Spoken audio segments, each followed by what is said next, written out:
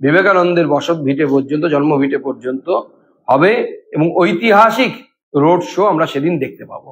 এবং এর ফলে এই উত্তর কলকাতা থেকে বা কলকাতার কেন্দ্রবিন্দু থেকে, কলকাতা পুরনো কলকাতা, যে ওয়েব তৈরি হবে, সেই ওয়েবে কলকাতা এবং তার পার্শ্ববর্তী এলাকায় উত্তর 24 পরগনা, দক্ষিণ 24 পরগনাতে সপ্তম ফেজে যে নির্বাচন আছে, সবগুলি সিটে, প্রায় 9টি সিটে সেখানে নির্বাচন আছে। এই 9টি সিটে মাননীয় প্রধানমন্ত্রীর এই রোড শো এর ফলে যে কম্পন সৃষ্টি হবে, যে ওয়েভ সৃষ্টি হবে, সেই ওয়েভের ফলে ভারতীয় জনতা পার্টি এবং এই 9টি সিটে অত্যন্ত ভালো রেজাল্ট করবে আমাদের বিশ্বাস।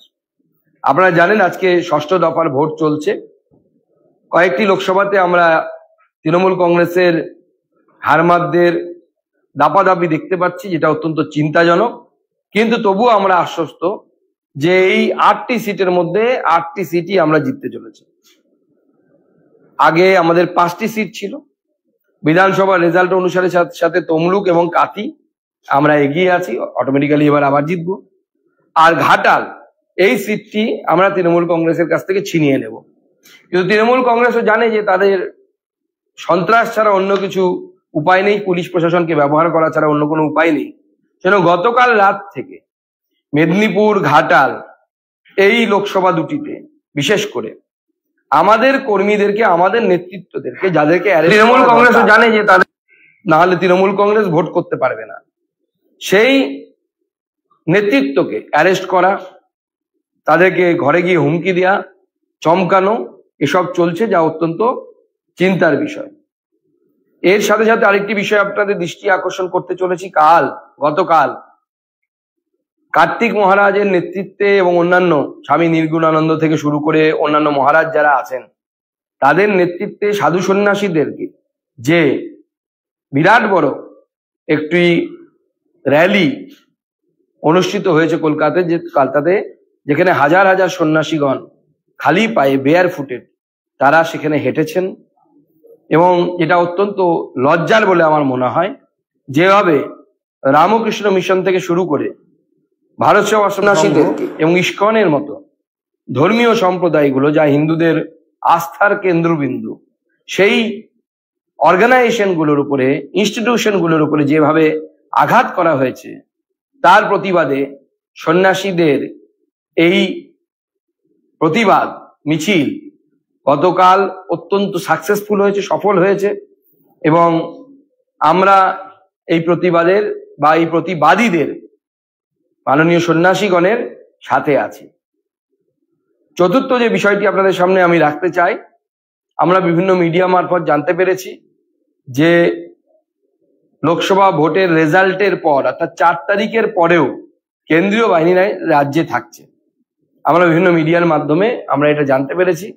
আমরা নির্বাচন কমিশনকে অনুরোধ করব যে এই সিদ্ধান্ত যদি হয়ে থাকে তাহলে আপনারা এই সিদ্ধান্তকে স্বাগত জানাচ্ছি। আমরা আবেদন জানিয়েছিলাম, যদি না হয়ে থাকে তাহলে যেন অবশ্যই হয়।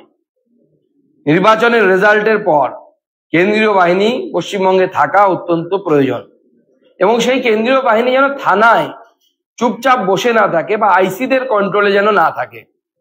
কেন্দ্রীয় বাহিনীর উপর কন্ট্রোল যেন সেই কেন্দ্রীয় বাহিনীর কমান্ড্যান্ট যারা আছে তাদের থাকে, পুলিশ অবজারভারদের থাকে। শুধু কেন্দ্রীয় বাহিনী রাখলে হবে না, তার সাথে সাথে পুলিশ অবজারভার যারা জেলায় দায়িত্বপ্রাপ্ত আছেন, তাদের ঘাড়ে যেন দায়িত্ব দেওয়া হয় এবং তাদেরকে অধিকার দেওয়া হয়, রেসপন্সিবিলিটি দেওয়া হয়, যেন তারা এসপির বাইরে গিয়েও সাধারণ মানুষের অভিযোগ শুনে কেন্দ্রীয় বাহিনীর যে মুভমেন্ট বা কেন্দ্রীয় বাহিনীর রুট মার্চ, এগুলোকে যেন তারা কন্ট্রোল করতে পারে।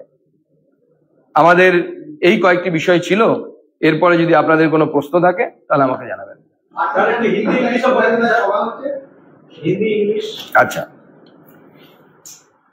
Today this press conference is about a historical road show which will occur on 28th of this month, and this is the first time in the history of West Bengal the Honorable Prime Minister will hold a rally, that is road show, from Sham Bazar to the Shimla, that is the Vivekananda's birthplace, approximately 2 kilometers. This road show will be grand, and about 40 numbers of stage will be there, on which every aspect of Bengali culture, every cultural aspect of Bengal will be shown in front of the Honorable Prime Minister. And this road show, as already mentioned by me, will be historical.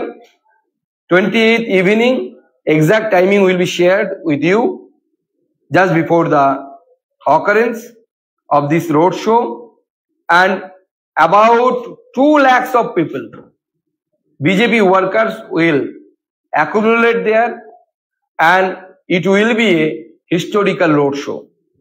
And I think you have observed through the media, as you are a media person, that this kind of rallies were held in different parts or few parts of the country, and in all the places.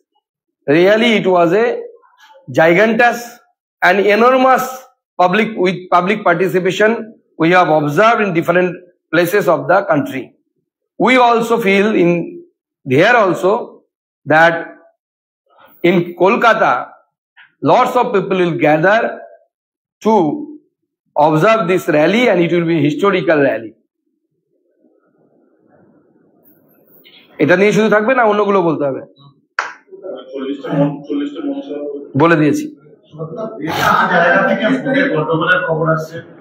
জ্যোতির্ময় সিং এর গাড়ি ভাঙচুর করা হয়েছে, ওদিকে ঘাটালে বিরোধের সঙ্গে তর্কাতর্কি বা সেখানেও তৃণমূলের তরফ থেকে তার গাড়ি নিয়ে বিক্ষোভ দেখা করছে, মেদিনীপুরে সেখানেও এই ধরনের ঘটনা হচ্ছে, কি বলবেন? দেখুন, তৃণমূল কংগ্রেস এই ধরনের আচরণ করবে এটা তো আমাদের কাছে এক্সপেক্টেড, কিন্তু সমস্যা হচ্ছে পশ্চিমবঙ্গে পুলিশ প্রশাসন যখন তৃণমূল কংগ্রেসের হারমাদের মতো আচরণ করে। আমাদের বিভিন্ন নেতৃত্বকে গতকাল রাত থেকে অ্যারেস্ট করা হয়েছে বিভিন্ন অ্যালিগেশনস দিয়ে, এবং এটা অ্যাকসেপ্টেড নয় ডেমোক্রেসিতে। হিরণ চট্টোপাধ্যায়, এখনই আমার সাথে কথা হলো, তাকে বিভিন্ন জায়গায় বাধা দেওয়া হয়েছে, একটু আগে তার গাড়ি লক্ষ্য করে ঢিল ছোড়া হয়েছে। কিউআরটি টিমকে আমি অনুরোধ করব, কেন্দ্রীয় বাহিনীর যে কিউআরটি টিমকে আরো বেশি অ্যাক্টিভ হওয়ার জন্য, এবং তার সাথে সাথে হিরণের গাড়িতে পাথরও ছোড়া হয়েছে একটু আগে, এই আধা ঘন্টা হবে হয়তো। এই ভয়ঙ্কর পরিস্থিতি, এটা গণতন্ত্র চলছে না এখানে মানে আফগানিস্তান তৈরি করার চেষ্টা হচ্ছে, আমরা বুঝতে পারছি না। সেই কেশপুর, যে কেশপুরের মাধ্যমে গতবারও ভোট লুট করে দেব জিতেছিল, এবারও আমি বলছি কেশপুরের সাধারণ মানুষ যদি ভোট দিতে পারে, ভোট লুট যদি না হয়, তাহলে তৃণমূলের ঘাটালে জেতার কোনো সম্ভাবনা নেই। কিন্তু তৃণমূল বারবার চেষ্টা করছে ঘাটালে ভোট লুট করার, এবং এখনো প্রায় 100-র উপরে বুথের এজেন্টদেরকে বসতে দেওয়া হয়নি, এজেন্টদেরকে অ্যারেস্ট করা হয়েছে। বিভিন্ন নেতৃত্ব যারা ধরুন এই এজেন্টদেরকে সাহস করে বুথে নিয়ে যাবে, সেই সমস্ত নেতৃত্বকে গতকাল রাত থেকে অ্যারেস্ট করা শুরু করেছে পুলিশ, এবং অত্যন্ত দুর্ভাগ্যজনক। অগ্নিমিত্রা পালের গাড়ি আটকানো হয়েছিল, পুলিশ অগ্নিমিত্রা পালকে আটকাচ্ছে। কেন যাচ্ছেন? আপনার গাড়ির পারমিশনের কাগজ দেখান। পুলিশের কাছে ইনফরমেশন থাকা উচিত যে ক্যান্ডিডেট গাড়ির পারমিশন করে দিচ্ছে। এত প্রেসের গাড়ি কেন ঘুরছে আপনার সাথে? এটা ক্যান্ডিডেট কি করে বলবে কতগুলো প্রেসের গাড়ি ঘুরবে কি ঘুরবে? আমাদের ক্যান্ডিডেট যদি প্রেসের কাছে মূল্যযুক্ত হয়, তাহলে স্বাভাবিকভাবে তার পেছনে প্রেসের গাড়ি ঘুরবে, এটাই তো স্বাভাবিক। তৃণমূলের ক্যান্ডিডেটের যদি প্রেসের কাছে মূল্য না থাকে, তার পিছনে গাড়ি ঘুরবে না। আমরা তো আপত্তি করিনি তৃণমূলের ক্যান্ডিডেটের পেছনে প্রেসের গাড়ি ঘুরছে কেন। আর পুলিশের কাজ এটা দেখা, যে প্রেস তো গণতন্ত্রের চতুর্থ স্তম্ভ। একজন ক্যান্ডিডেটের পেছনে কতগুলো প্রেসের গাড়ি থাকবে, এটা দেখার দায়িত্ব কি পুলিশের নাকি?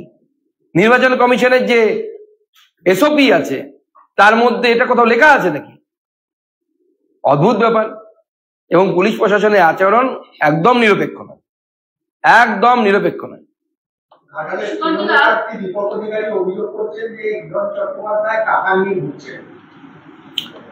দেখুন, দেব এই ধরনের অভিযোগ কেন করছে আমরা বুঝতে পারছি না। অলরেডি দেবের কত টাকা এবং সেই টাকা কোথা থেকে দেব পেয়েছে, সে তো আমাদের বিরোধী দলনেতা টুইট করেছে। আমরা মাইকে বলছি গরু পাচারের টাকা, কিসের টাকা, আরো কত টাকা। সে এনামুল হক থেকে শুরু করে কার না কার নাম আসছে। 3 বার অলরেডি তিনি ইডির সামনে গেছেন, 8 বার তাকে ডাকা হয়েছে। তারপরে যদি উনি বলেন যে হিরণ চ্যাটার্জি টাকা নিয়ে ঘুরে বেড়াচ্ছে, তাহলে তো কি বলবো আর, মানে এটা এর থেকে হাস্যকর বিষয় আর কিছু হয় না। দেব যে অ্যাকশন রোমান্টিক সিনেমা বাদ দিয়ে কমেডি সিনেমা শুরু করেছে জানতাম না আমরা। আমরা দেখলাম 28 তারিখে প্রধানমন্ত্রীর সভা রয়েছে, রোড শো রয়েছে, আর সেদিন থেকেই কলকাতা শহরের বেশ কিছু জায়গায় মূলত ধর্মতলায় 144 দ্বারা জারি করা হয়েছে আপ টু 26 জুলাই, 2 মাস টানা। কি বলবেন? দেখুন, মাননীয় মুখ্যমন্ত্রী বলেছিলেন কলকাতা লন্ডন হবে না কেন, তো লন্ডন তো হয়নি, কাশ্মীর মোটামুটি হয়ে যাচ্ছে, মানে শ্রীনগর হয়ে যাচ্ছে মোটামুটি আমরা দেখতে পাচ্ছি। এখন শ্রীনগরেও এত টানা 2 মাস ধরে 144 দ্বারা থাকে না। পুলিশ যদিও বলছে রুটিন, কিন্তু এই রুটিন কি ধরনের রুটিন আমরা বুঝতে পারছি না। তো গত বছর কি এই রুটিন ছিল? তাহলে 21শে জুলাই কিভাবে হলো? তার মধ্যে অভিষেকের ধর্ণা কিভাবে হলো? তাহলে এই রুটিনের বিষয়টা কি আমরা এটা বুঝতে পারছি না। নাকি পুলিশই বলছে যে আমাদের কোনো মূল্য নেই, 144 দ্বারা আমরা এমনি জারি করে দেবো, আপনারা যা ইচ্ছে করতে পারেন। পুলিশ কি সেটা বলতে চাইছে? তাহলে আমরা সেটা করবো। তাহলে পশ্চিমবঙ্গ পুলিশের জারি করা 144 দ্বারা যদি কোনো দাম না থাকে, তাহলে আমরা সেটাই করব। কিন্তু প্রশ্ন হচ্ছে কোন ইন্টেলিজেন্স ইনপুট পুলিশকে বাধ্য করছে এই ধরনের 144 ধারা জারি করার জন্য? সেটা রুটিন হলেও আমি প্রশ্ন করতে পারি। পুলিশ কমিশনার বিনীত গোয়েল বলছেন যে অশান্তি তৈরি হতে পারে মূলত ঠিক যে জায়গায় সভা হয় 21শে জুলাই, সেই জায়গাতেই কোনো রকম অশান্তি হতে পারে, ধর্মতলা চত্বরকে বেছে নেওয়া হয়েছে তার জন্য। না, 21শে জুলাই তো তাহলে এর মধ্যে পড়ে যাচ্ছে। তাহলে আপনি 21শে জুলাই 144 ধারার মধ্যে 21শে জুলাইয়ের সভা করার পারমিশন কোন আইন অনুসারে দেবেন? প্রথমে তো বিনীত গোয়েলকে এই প্রশ্নটা করা উচিত আপনাদের, না? যে আপনি যে জুরিসডিকশনের কথা বলছেন, যাতে আপনি 144 ইম্পোজ করেছেন, সেটা তো সেই এলাকাটার মধ্যেই তো 21শে জুলাইয়ের সভা মঞ্চ হয় ধর্মতলা চত্বরে। তাহলে আপনি 144 ধারা একদিকে জারি করছেন, আবার মমতা বন্দ্যোপাধ্যায়ের নেতৃত্বে 21শে জুলাইয়ের সভা করার পারমিশন দিচ্ছেন। তাতে তো মানে চোরকে বলছে, গৃহস্থকে বলছে আপনি তালা দিন, আর চোরকে বলছে আপনি তুই চুরি কর। এইটা তো কোনো স্ট্যান্ড হতে পারে না পুলিশের।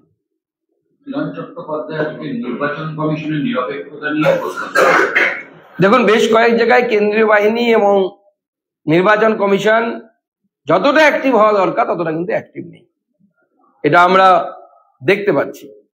অদ্ভুত ভাবে কোনো কারণবশত হোক বা এসপিরা, ডিএমরা, যারা নির্বাচন কমিশনের প্রতিনিধি হয়ে কাজ করার কথা, তারা নির্বাচন কমিশনকে মিসগাইড করছে, ভুল ইনফরমেশন দিচ্ছে। এবার একজন অবজারভারের পক্ষে এতগুলো সিটে, বা যারা পুলিশ অবজারভার আছেন বা জেনারেল অবজারভার আছেন, তাদের পক্ষে তো প্রত্যেকটি অঞ্চল, গ্রাম, বিধানসভা চেনা সম্ভব নয়। মূলত ডিএম এবং এসপিরা, যাদের নিরপেক্ষ ভূমিকা পালন করা উচিত, তারা নিরপেক্ষ ভূমিকা পালন করছে না বলেই নির্বাচন কমিশনের বিরুদ্ধে এই অভিযোগগুলো উঠছে। আপনি কেন্দ্রীয় বাহিনীকে আরো অ্যাক্টিভ করার কথা বললেন, আগে প্রার্থীরা, বিজেপি প্রার্থীরা তারাও বলছেন কেন্দ্রীয় বাহিনী আরো সক্রিয় হওয়া উচিত। শুধু বিজেপি নয়, তৃণমূলও বলছে কেন্দ্রীয় বাহিনী। না, কেন্দ্রীয় বাহিনীকে সক্রিয় হওয়া অবশ্যই প্রয়োজন, এবং 19-এ আমরা কেন্দ্রীয় বাহিনীকে খুব সক্রিয় দেখেও ছিলাম। এবার কেন্দ্রীয় বাহিনীকে আমার মনে হয় আরো একটু সক্রিয় হওয়া উচিত। যেখানে তৃণমূল কংগ্রেসের কর্মীরা যেখানে হাঙ্গামা করার চেষ্টা করছে, যেমন আজকে আমি একটি ভিডিও পেলাম, আমাদের সাংসদ প্রার্থী জ্যোতির্ময় সিং মাহাতো, তিনি একটি বুথে ঢুকেছেন, সেই বুথের ভেতরে কেন্দ্রীয় বাহিনী আছে, তার সামনে কিছু মানুষ প্রশ্ন করছে যে ক্যান্ডিডেট কতবার বুথে ঢুকবে। ক্যান্ডিডেট যতবার ইচ্ছে বুথে ঢুকতে পারেন, আর অতগুলো লোক বুথের মধ্যে কি করছে? সব থেকে বড় কথা, সঙ্গে সঙ্গে কেন্দ্রীয় বাহিনীর উচিত লাঠি দিয়ে পিটিয়ে ওগুলোকে বের করে দেয়া। ভোট দিতে হলে লাইনে দাঁড়াও। সাংসদ কতবার ঢুকবে বা ঢুকবে না সেটা তো প্রার্থী তো যতবার ইচ্ছে ঢুকতে পারে, তৃণমূল প্রার্থীও যতবার ইচ্ছে ঢুকতে পারেন একটি বুথে। নন্দীগ্রামে আপনাদের বিজেপি কর্মী খুন হলেন, আর অন্যদিকে মহিষাদলে তৃণমূলের কর্মী খুন। ষষ্ঠ দফার ভোটের আগে পরপর দুটো মার্ডার হয়ে গেল বাংলায়। শান্তিপূর্ণ নির্বাচন কবে দেখতে? দেখুন, শান্তিপূর্ণ নির্বাচন দেখতে গেলে আপনাদেরকে কিছুদিন অপেক্ষা করতে হবে, বিজেপির সরকার তৈরি হবে, তারপরে আপনারা শান্তিপূর্ণ নির্বাচন দেখবেন। কারণ বিজেপি ভারতবর্ষের যেখানে যেখানে আছে, এমনকি ত্রিপুরার মতো রাজ্যেও আমরা বিগত কয়েক বছরের মধ্যে আমরা অনেকটা সেখানে ভায়োলেন্সকে কার্ভ করে আনতে পেরেছি। যে দুর্ভাগ্যের বিষয়, যেখানে যেখানে লেফট আইডিওলজি কোনো না কোনো সময় ছিল বা লেফট শাসন ছিল, সেখানে আপনি রাজনীতির সাথে হিংসার মিশেল দেখতে পাবেন, সংমিশ্রণ দেখতে পাবেন। কারণ এটা লেফট আইডিওলজির বা লেফট আদর্শের এটা হচ্ছে বাই প্রোডাক্ট। কারণ তারা শ্রেণী শত্রু মনে করে বিরোধীদেরকে। স্বাভাবিকভাবে আপনাদের একটু সময় দেওয়া দরকার বিজেপিকে সময় দিতে পারে, বিজেপি শান্তিপূর্ণ নির্বাচন করতে পারবে, তৃণমূল পারবে না। কারণ ওই লেফটের নেতৃত্বই বা লেফট যারা ছিল তারাই এখন তৃণমূলে রূপান্তরিত হয়েছে। ব্রাত্য বসু একসময় আগ মার্কা নকশাল ছিলেন, তিনি এখন তৃণমূল হয়ে গেছেন। এবং সেই উনি শব্দগুলো যেগুলো ব্যবহার করেন সবকটাই বামপন্থী শব্দ, পৃথিতান্ত্রিক, অমুক তমুক, সব বামপন্থীদের কাছ থেকে টোকা। এরকম পূর্ণেন্দু বসু, দোলা সেন, গাদা গাদা নকশাল আর বামপন্থী তৃণমূল কংগ্রেসে ঢুকে গেছে। নামে তৃণমূল কংগ্রেস, চালায় পেছন থেকে বামপন্থীরা। সুকান্ত, 28 তারিখ থেকে ওই 144 ধারা জারি করা হয়েছে। 28 তারিখে মোদির সভা হয়েছে, মোদি আসছে। এক্ষেত্রে আপনারা কি মনে করছেন মোদির এই রোড শোয়ে যাতে লোক না হয় তার জন্য 144 ধারা জারি করা হতো? না, সেটা তো একটা উদ্দেশ্য আছেই, কিন্তু মোদিজির রোড শো মানুষ 144 ধারা মানবে না। মানুষ হাজারে হাজারে লাখে লাখে মানুষ, ঝাঁকে ঝাঁকে মানুষ কলকাতার বিভিন্ন অংশ থেকে নিজেরাই এসে পৌঁছবে। নিরাপত্তার বিষয় রয়েছে, পাশাপাশি এরকম পুলিশের তরফ থেকে 144 ধারা, আপনাদের কি আইনি পথে যাওয়ার কোনো পরিকল্পনা নিচ্ছে? দেখুন, এখনো আমরা এই বিষয়ে কোনো সিদ্ধান্ত নিইনি। 144 ধারা জারি করতে পারে, রুটিন কি বলছে, রুটিন 144 ধারা। প্রধানমন্ত্রীর রোড শো এর দ্বারা কোনোভাবে ব্যাহত হবে না, এটুকু আমরা আপনাদেরকে আশ্বস্ত করতে পারি। কেউ খুন হওয়া উচিত, মানুষের প্রাণের মূল্য সর্বাধিক, এবং এটা বিজেপি পারে যে হিংসাহীন রাজনীতি দিতে। আপনারা যান মধ্যপ্রদেশে, বিজেপি ক্ষমতায় আছে। ছত্তিশগড়ে এবার আমরা জিতলাম, গতবার ছিলাম না। একটাও কংগ্রেস পার্টি অফিস কোথাও ভাঙচুর হয়নি, একটিও কংগ্রেস কর্মী থাপ্পড় পর্যন্ত খায়নি, কানমলা পর্যন্ত খায়নি। হবে না, বিজেপি যেখানে ক্ষমতায় থাকবে। আমরা ভায়োলেন্সে বিশ্বাস করি না, কারণ আমরা আমাদের বিরোধীদেরকে বিরোধী মনে করি, শ্রেণী শত্রু মনে করি না। আপনাদের বসিরহাটের মন্ডল সভাপতি সায়রা পারভিন টিএমসিতে জয়েন করেছেন, এবং কালকে একটা অডিও ক্লিপ দেখানো হয়েছিল অমিত মালব্যজির সঙ্গে। দেখুন, অমিতজির অডিও ক্লিপ আমি এখনো শুনিনি, তো এতে আমি জানি না বিতর্কের কি হচ্ছে। আমাদের পার্টি ছেড়ে যদি কেউ চলে যায়, তাকে তো আমাদের কোনো নেতা ফোন করে বলতেই পারে কেন চলে গেলেন, কি অসুবিধা হয়েছিল আপনার, কোথায় সমস্যা হলো। তো এটা আমি কিছু দেখতে মানে সেরকম কিছু আমার মনে হচ্ছে না যে এর মধ্যে বিতর্কের কোনো বিষয় আছে। সিরিয়া পারভিন, উনি সম্ভবত সম্পাদিকা ছিলেন আমাদের জেলার, এবং উনি চলে গেছেন। তো মানুষের পছন্দ মতো মানুষ রাজনৈতিক দল করবেন। ওনার বিজেপি পছন্দ হয়েছিল, কিছুদিন বিজেপি করেছেন, এরপরে ওনার তৃণমূল পছন্দ হয়েছে, উনি তৃণমূলে গেছেন। আগামী দিনে উনি আইএসআইএসেও যোগদান করতে পারে, সিরিয়াতে যুদ্ধ করতে যেতে পারে, কোনো অসুবিধা নেই। উনি সন্দেশখালীতে থাকেনি না, কিভাবে বলবেন? উনি সন্দেশখালীতে থাকেনি না, ওনার বাড়ি হচ্ছে বাদুড়িয়াতে। বাদুড়িয়াতে থেকে সন্দেশখালীর ঘটনা সত্যি সত্যি না উনি কিভাবে জানবেন? এবং উনি অত বড় নেতৃত্ব নয় যে তাকে বিজেপি যদি প্ল্যানিং করেও কিছু করে সেই প্ল্যানিং ওনাকে ইনক্লুড করা হবে। অত বড় নেতৃত্ব তো নন, অন্য জিনিসে গেছে, সময় এলে আপনারা সব জানতে পারবেন, অন্য কারণে গেছেন।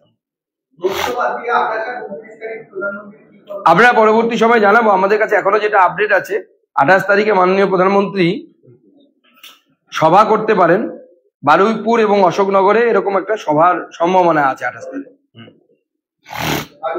এছাড়াও তিনি, যেটা আমাদের এখনো পর্যন্ত প্ল্যানিং আছে, আমরা এখনো ফাইনাল জানাচ্ছি না, উনি সারদা মায়ের বাড়িও যেতে পারেন, মানে মায়ের বাড়ি নামে যেটা পরিচিত, বাগবাজার।